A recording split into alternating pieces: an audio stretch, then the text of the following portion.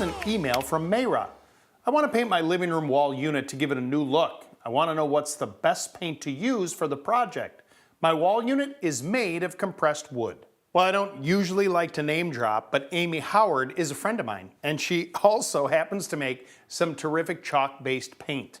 What's really unique about this product is that you don't have to do a lot of preparation. You just need to clean that wall unit and then go ahead and apply the paint. Now they make a bunch of pre-mixed colors, or you can actually have the color mixed to whatever you choose.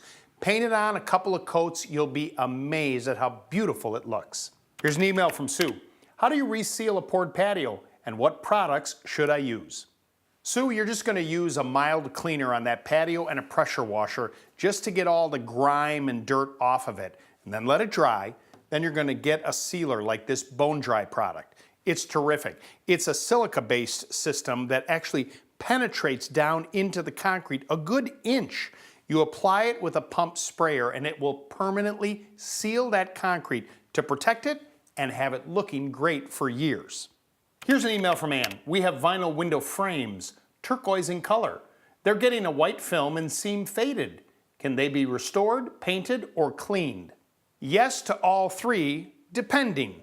There are some cleaners out there that will bring the color back to vinyl surfaces by different manufacturers. Rust-Oleum makes one, as well as Rejuvenate. As far as the painting goes, you can clean that up with just a simple cleaner and then use an exterior grade paint in the color of your choice. Just remember that once you paint it, you'll have to paint it again.